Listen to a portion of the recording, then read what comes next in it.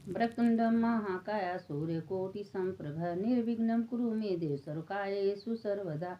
मंगलम भगवान विष्णु मंगलम गरुध्वज मंगलम पुंडरीकाक्ष मंगलाय तनो हरि। शंकर शंकर हर हर शंकर शंकर शंकर जय जय शंकर।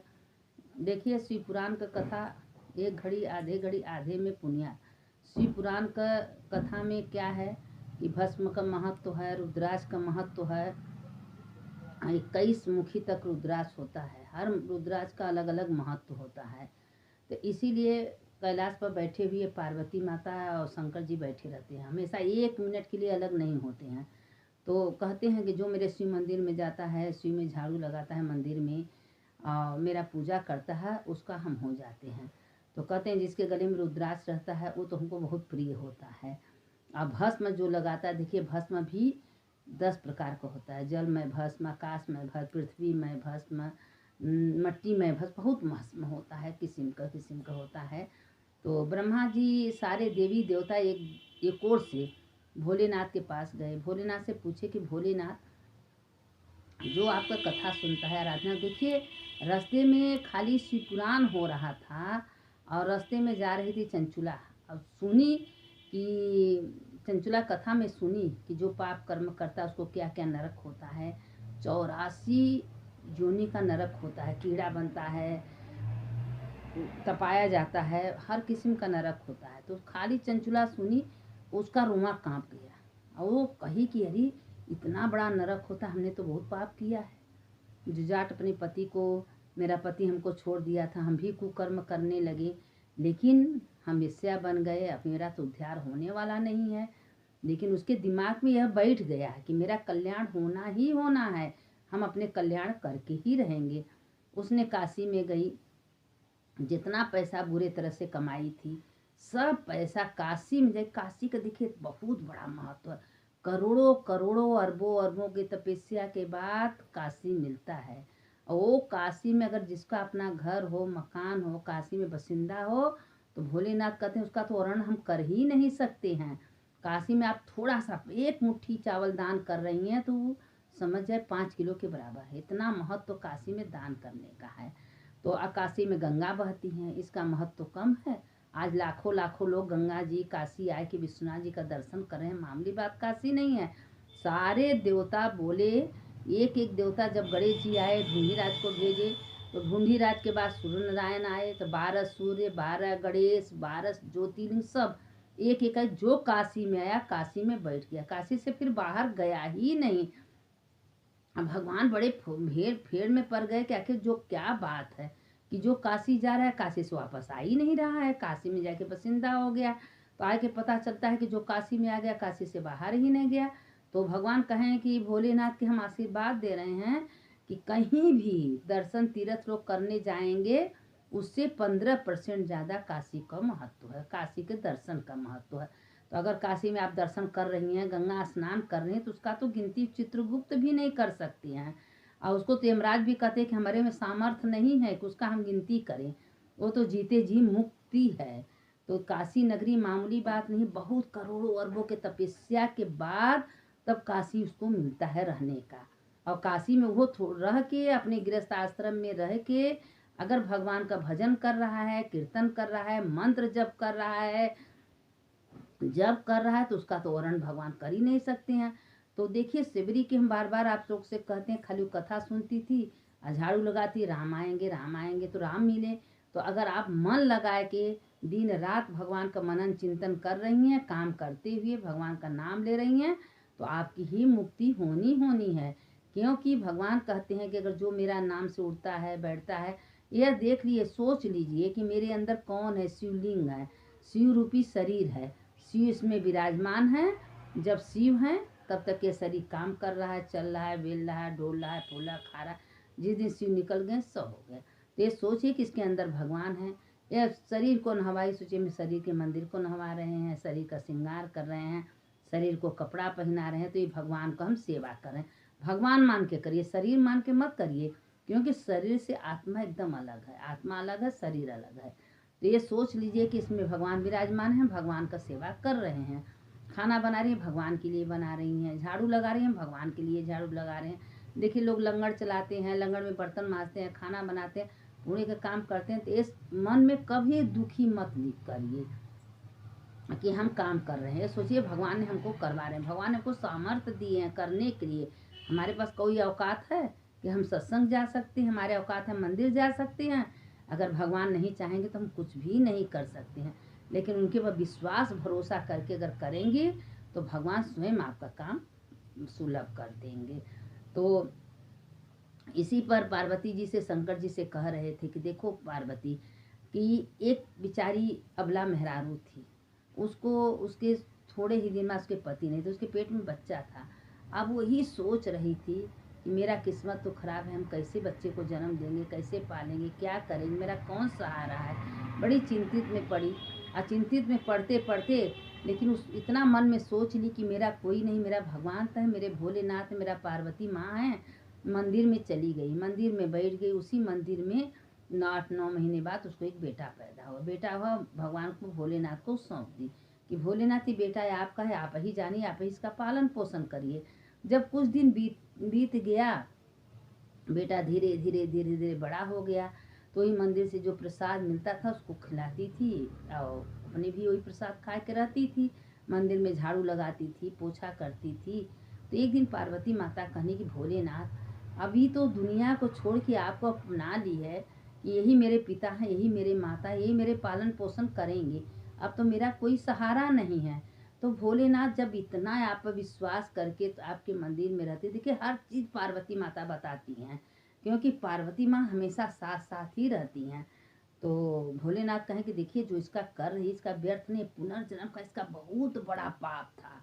इसका इतना बड़ा पाप था कि इसका 7 जन्म तक इसके कोई अन्य धन संतान नहीं था, लेकिन अभी इस जन्म में अपना कर्म बना रही है।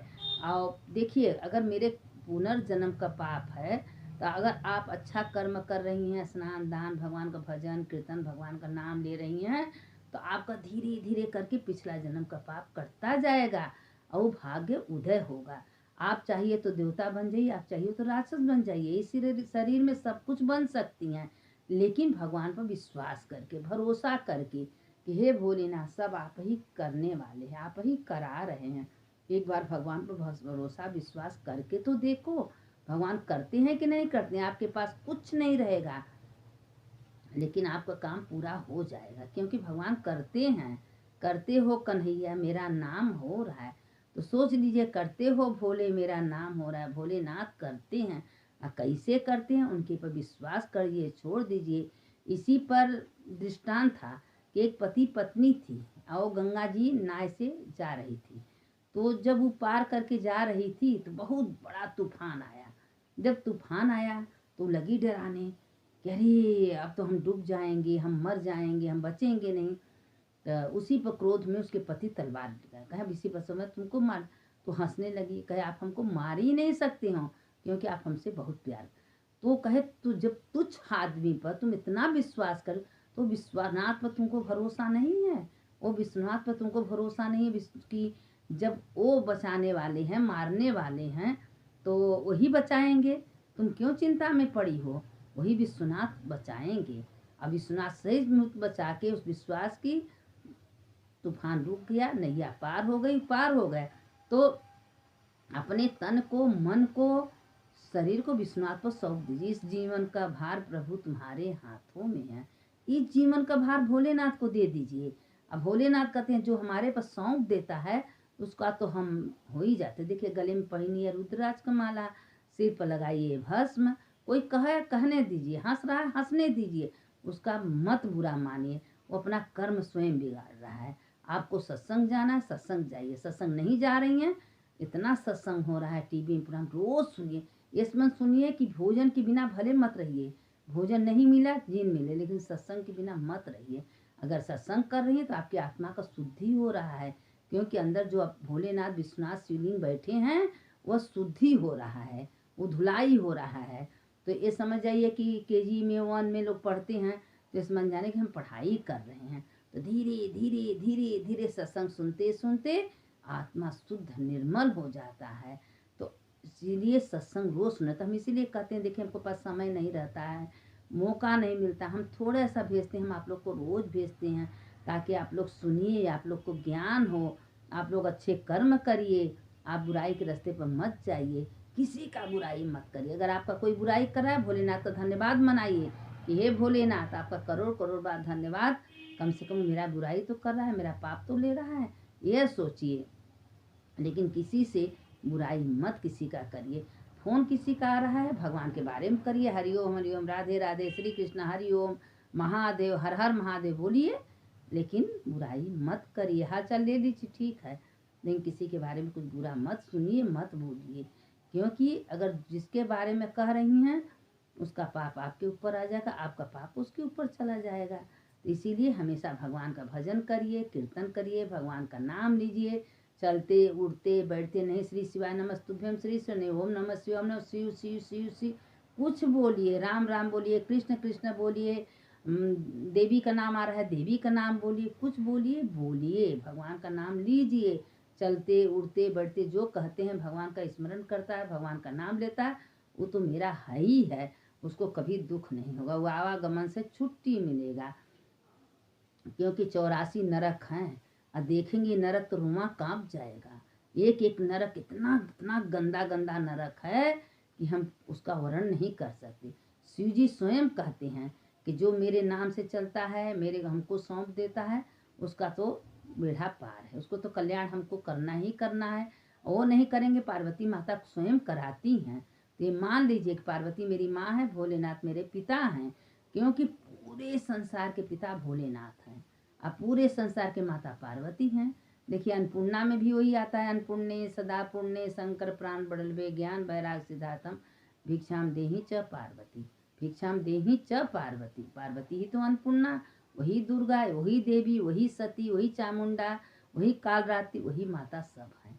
तो आप भगवान के नाम से उठिए, भगवान के नाम से चलिए, भगवान का कीर्तन करिए, मनन करिए, शिव पुराण सुनिए, गीता सुनिए, जो आपके मन में है सो करिए, लेकिन भगवान का भजन मत छोड़िए। और जब करेंगी भगवान का भजन, किसी का बुराई नहीं करेंगी, सत्संग करेंगे, तो भोलेनाथ स्वयं आपका बेड़ा पार करेंगे। कहते हैं कि जो मेरे नाम से उठता बैठता है उसका तो हम जिम्मेदारी ले ही लेते हैं। अब इतने आज है, कल आप लोगों को डालेंगे, आज मेरे पास समय नहीं है, इसीलिए थोड़े समय में थोड़ा सा आप लोग को सुना देते हैं। शंकर शंकर हर हर शंकर, शंकर शंकर जय जय शंकर, मंगल भवने मंगलहारी, उमा जपते ही त्रिपुरारी, हर हर महा। देखिए मंत्र तो हमेशा रोज चलते उठते बैठते सूते बोलना चाहिए। इसमें तीनों आते हैं, हर हर महादेव शंभो, काशी विश्वनाथ गंगे, माता पार्वती संगे, हर हर महादेव शंभो, काशी विश्वनाथ गंगे, माता पार्वती संगे। यह मंत्र बोलिए, भगवान का स्मरण करिए, भगवान का नाम लीजिए, मन से बुराई मत करिए, नहीं तो ही 84 लाख ज्वाइन में फिर भटकना पड़ेगा। वो फिर वही कीड़ा बिल्ली चूटी चूटा सियार बिल्ली यही कुल बनना पड़ेगा। तो ये मनुष्य 84 लाख बाद भगवान दिए हैं, इसका सदुपयोग उठा लीजिए, नहीं तो फिर इस शरीर मिलने वाला नहीं है।